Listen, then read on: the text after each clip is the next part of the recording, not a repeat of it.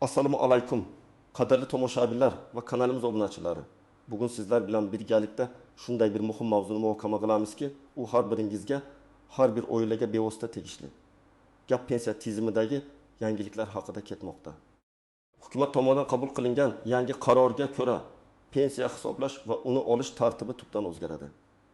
Bu shuni anglatadiki, sizning kelajakdagi farovonligingiz, moliyaviy barqarorligingiz to'g'ridan to'g'ri bugungi ma'lumotlarga bog'liq bo'ladi. Agar siz hali kanalimizga obuna bo'lmagan bo'lsangiz, aynan hozir obuna bo'lish tugmasini bosing va ushbu videoga like qo'yishni unutmang. Chunki sizning e'tiboringiz biz uchun juda muhim va bu ma'lumot ko'proq insonga yetib borishga yordam beradi. Sizlarni bepul huquqiy bilimlardan mahrum bo'lmaslikka chaqiraman. Xo'sh, avvallari pensiya tizimi qanday edi va hozir nima o'zgardi? Avvalgi tizimda pensiya asosan ikki asosiy omilga tayanib hisoblanar edi.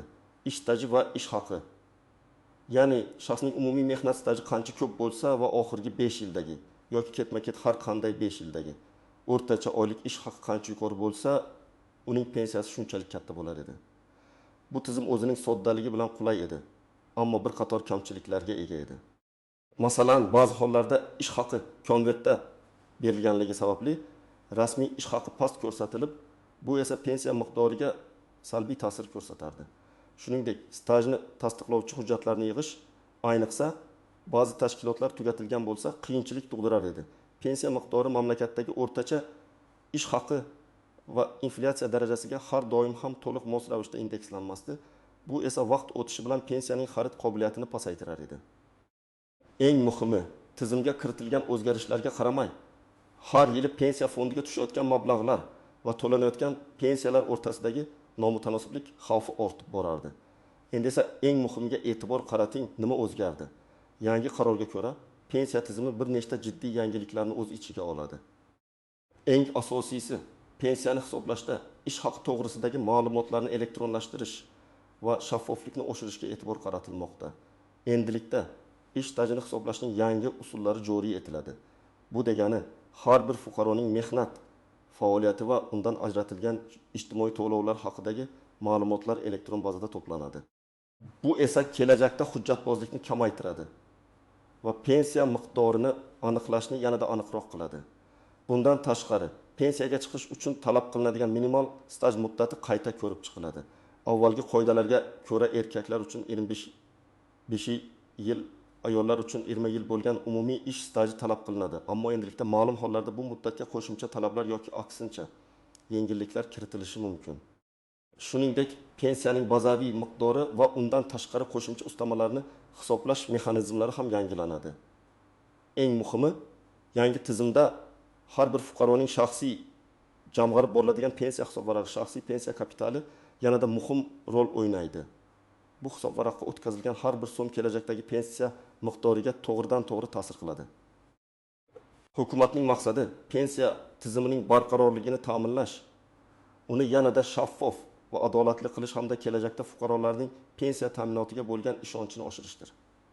Bu o'zgarishlar demografik vaziyat, iqtisodiy o'sish sur'atlari va aholining ijtimoiy himoyasini kuchaytirish zarurati bilan bog'liq. Keling, endi ushbu o'zgarishlarni chuqurroq tahlil qilamiz. Kimlar bu yangiliklardan xavotir olish kerak va kimlar uchun bu yangiliklar foydali bo'ladi? Birinchi navbatda xavotir olish kerak bo'lgan guruhga rasmiy ish staji kam bo'lganlar yoki konvertda maosh olganlar kiradi. Ya'ni, agar sizning mehnat daftarchangizda ish stajingiz to'liq qayd etilmagan bo'lsa yoki sizning maoshingizning katta qismi norasmiy tarzda to'langan bo'lsa, bu sizning kelajakdagi pensiya miqdori ta'sir ko'rsatishi mumkin. Yangi tizimda har bir so'm hisob bo'ladi. Shuning uchun davlatga o'tkazilgan ijtimoiy sug'urta badallari miqdori bevosita pensiya miqdorini belgilaydi. Misol uchun birinchi vaziyatni ko'rib chiqaylik. Misol 1. Nodirbek 21 yoshda. So'nggi 10 yil davomida kichik xususiy korxonada ishlagan. Rasmiy ish haqi minimal darajada ko'rsatilgan. Deylik 800 ming so'm atrofida bo'lgan, lekin aslida u har oy 5 ming so'm olgan. Uning mehnat daftarchasida staj to'g'ri ko'rsatilgan. Umumiy staji 28 yil. Avvalgi tizimda Nodirbek oxirgi 5 yildagi o'rtacha ish haqini tasdiqlovchi ma'lumotnomani taqdim etishi mumkin edi. Agar u bu ma'lumotnomani asli ish haqi 5 ming so'm asosida olganda uning pensiyasi ancha yuqori bo'lar edi. Lekin korxona bu ma'lumotnomani faqat rasmiy ish haqi 800 ming so'm asosida berganligi sababli Nodirbekning pensiyasi minimal darajada hisoblanardi. Yangi tizimda esa agar u norasmiy ish haqidan hech qanday ijtimoiy badal to'lamagan bo'lsa, uning pensiyasi faqat rasmiy ko'rsatilgan 800 million so'mlik ish haqi asosida hisoblanadi. Bu esa uning pensiya miqdorini sezilarli darajada kamaytiradi. Aytaylik, avvalgi tizimda u rasmiy hujjatlar bilan 1 million 200 million so'm pensiya olgan bo'lsa, yangi tizimda bu raqam ehtimol 900 million so'mdan oshmasligi mumkin. Sababi to'langan ijtimoiy sug'urta badallarining pastligi. Bu yerda asosiy sabab davlat fondiga to'lanadigan to'lovlar tizimi bo'lib, pensiya faqatgina ushbu to'lovlar asosida shakllantiriladi.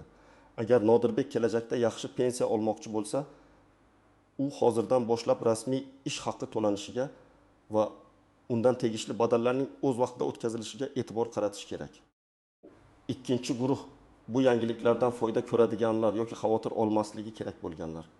Bular birinchidan butun mehnat faoliyati davomida rasmiy va shaffof tarzda ishlagan fuqarolar. Ular har doim o'z ish haqlaridan ijtimoiy sug'urta badallarini to'lab kelganlar. Ikkinchidan, yosh avlod vakillari, ayniqsa hozirgina ish boshlaganlar yoki endi boshlaydiganlar. Ular yangi tizimning barcha afzalliklaridan to'liq foydalana oladilar. Chunki ularning mehnat staji va to'lovlari boshdanoq elektron tizimda qayd etib boriladi va shaxsiy jamg'arma hisobvarag'i yanada samarali ishlaydi. Misol 2. Shahnoza 25 yosh. U universitetni tugatib, yirik xalqaro kompaniyaga ishga kirdi. Kompaniya barcha xodimlarning ish haqini to'liq va shaffof tarzda barcha soliq va ijtimoiy badallarni o'z vaqtida to'lab boradi. Shahnoza har oy 4 million so'm ish haqi oladi va undan tegishli badallar to'lanadi. Yangi tizimga ko'ra, uning har bir ish kunida to'langan ijtimoiy badallar to'liq qayd etiladi va uning shaxsiy jamg'arma pensiya hisobiga tushadi. Bu hisob raqam har yili inflyatsiya darajasiga mos ravishda indekslanishi ham mumkin. Shu sababli Shahnozaning pensiyasi kelajakda uning butun mehnat faoliyati davomida to'plagan mablag'lari va undan olingan daromadlar, agar jamg'arma tizimi investitsiyalarga yo'naltirilsa, asosida ancha yuqori bo'ladi. Uning uchun pensiyaning hisob kitobi mutlaqo shaffof va oldindan aytib bo'ladigan bo'ladi. Avvalgi tizimda ham u yaxshi pensiya olishi mumkin edi. Ammo yangi tizim unga pensiya miqdorini nazorat qilish va hatto ma'lum darajada oshirish imkoniyatini beradi.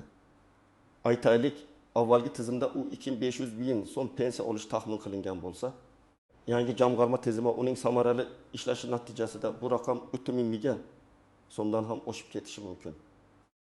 Misol, Alisher aka 60 yoshda. U yaqin bir yilda pensiyaga chiqishni rejalashtirmoqda. Uning umumiy mehnat staji 35 yil. Umrining asosiy qismida davlat korxonasida ishlagan va barcha maoshlari rasmiy hisoblanib, tegishli badallar to'lab kelingan. So'nggi 5 yil ichida uning o'rtacha ish haqi 3500 ming so'mni tashkil etgan.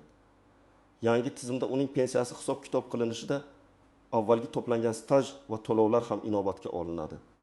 Biroq agar yangi qoidalar pensiya hisoblashda so'nggi 10 yildagi o'rtacha ish haqini hisobga olishni talab qilsa va bu davrda uning ish haqi pastroq bo'lgan davrlar bo'lsa, bu uning pensiya miqdoriga biroz ta'sir qilishi mumkin. Lekin umumiy staji va davlat sektoridagi shaffof ish tufayli Alisher akaning pensiyasi baribir adolatli va munosib miqdorda bo'ladi. U yangi tizimdan katta xavotir olmasa ham bo'ladi, chunki uning huquqlari himoyalangan. Aytaylik, avvalgi tizimda u 2000 million so'm pensiya kutgan bo'lsa, yangi tizimda u 1 million, ko'pga dedim million so'm yoki hatto 2000 ming so'm atrofida pensiya olishi mumkin. Bu o'zgarishlar uning uchun unchalik sezilarli bo'lmasligi ehtimol. Bu shuni ko'rsatadiki, yangi tizimning asosiy maqsadi islohotga qadar to'plangan huquqlarni inkor etmasdan, balki ularni elektronlashtirish va shaffoflashtirishdir. Endi esa pensiya tizimidagi istisnolar, qaltis jihatlar va sezilmas nozikliklar haqida gaplashamiz. Birinchi istisno bu ayrim kasb egalari uchun belgilangan imtiyozli pensiya shartlari. Masalan, to'kon sanoati, kimyo sanoati, xavfli va og'ir mehnat sharoitlarida ishlagan fuqarolar uchun belgilangan yosh chegarasi va staj talablari saqlanib qolishi mumkin. Ular uchun pensiyaga chiqish yoshi umumiy belgilangan yoshdan ancha past bo'ladi va bu qoidalar yangi tizimda ham inobatga olinishi kutilmoqda. Lekin bu imtiyozlar ham endi yanada qat'iyroq nazorat ostiga olinishi mumkin. Ya'ni bu imtiyozlardan foydalanish uchun haqiqatdan ham og'ir sharoitlarda ishlaganlikni tasdiqlovchi hujjatlar talab etilishi kuchaytiriladi. Chunki avvalgi tizimda ba'zan bu imtiyozlardan noqonuniy foydalanish holatlari ham kuzatilgan. Ikkinchi nozik jihat nogironligi bo'lgan shaxslar va boquvchisini yo'qotgan oilalar uchun pensiya ta'minoti. Bu toifadagi fuqarolar uchun ijtimoiy himoya mexanizmlari yanada kuchaytiriladi. Ularning pensiyalari ish staji va to'lovlardan qat'iy nazar davlat tomonidan kafolatlanadi. Ammo bu yerda ham shaffoflik muhim. Nogironlik guruhi aniqlanishi, boquvchisini yo'qotganlik holati va oila a'zolarining soni kabi ma'lumotlar elektron bazada doimiy ravishda yangilanib turishi kerak bo'ladi. Bu esa noto'g'ri yoki eskirgan ma'lumotlar tufayli yuzaga kelishi mumkin bo'lgan muammolarning oldini oladi. Uchinchi qaltis jihat bu pensiya turizmi deb ataluvchi holat.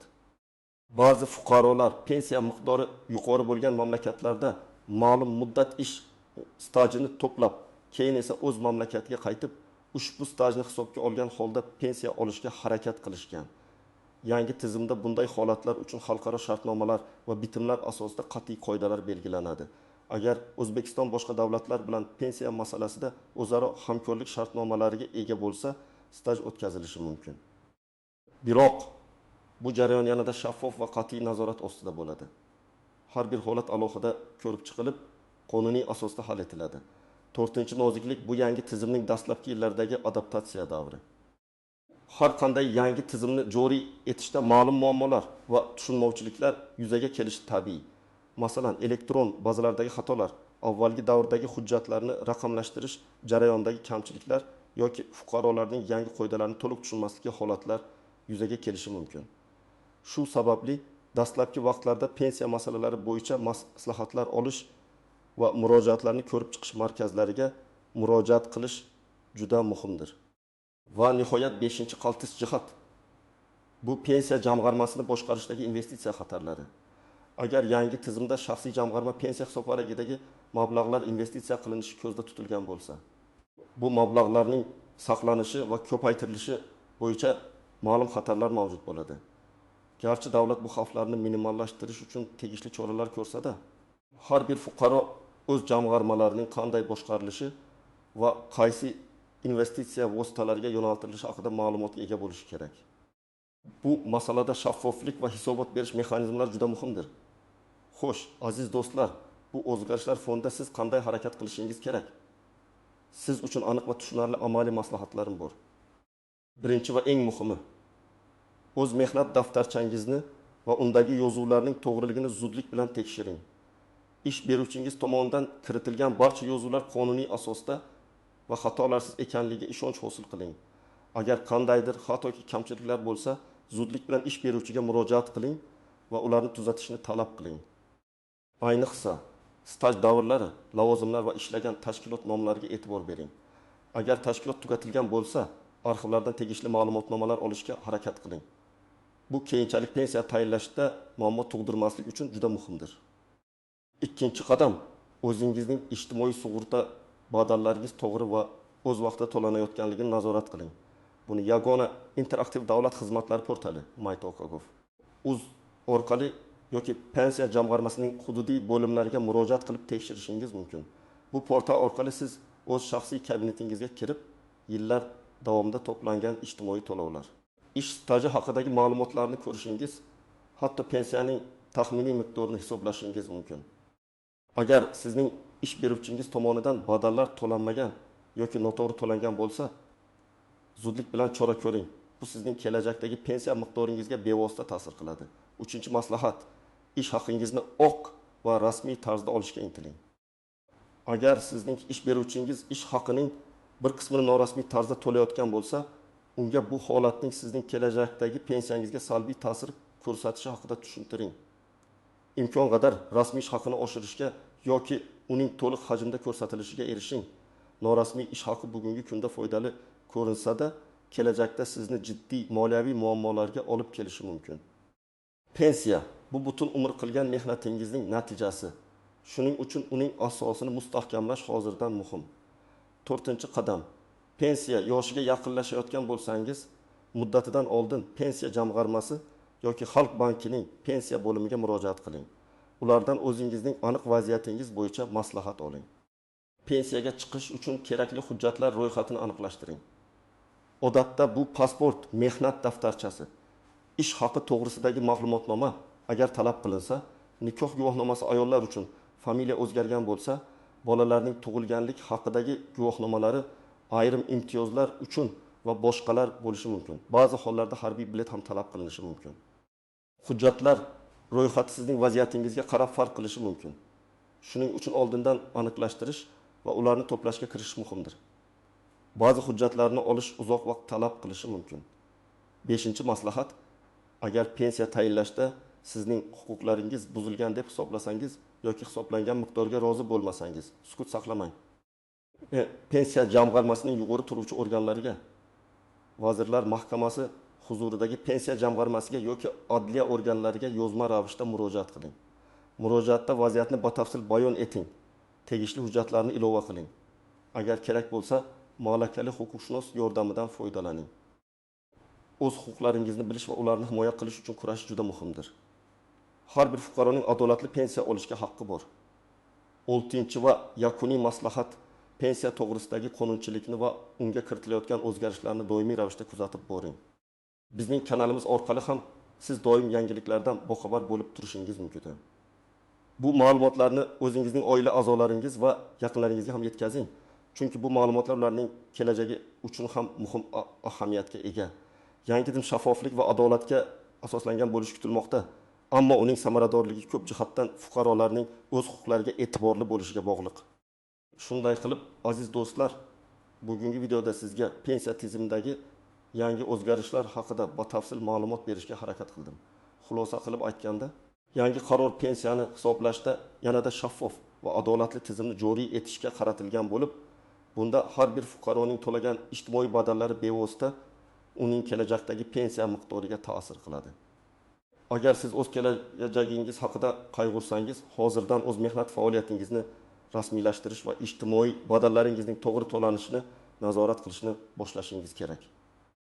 Umid qilamanki, bu ma'lumotlar siz uchun foydali bo'ldi. Sizning fikrlaringiz va savollaringiz biz uchun juda muhim. Shuning uchun iltimos ushbu video ostidagi izohlarda o'z fikrlaringizni yozib qoldiring, savollaringizni bering. Agar video sizga yoqqan bo'lsa va foydali ma'lumotlar olgan bo'lsangiz, videoga like bosing va kanalimizga obuna bo'lishni unutmang. Bu bizni yanada ko'proq foydali va muhim ma'lumotlar bilan bo'lishishga undaydi. E'tiboringiz uchun rahmat. Keyingi videolarda ko'rishguncha o'zingizni va yaqinlaringizni asrang.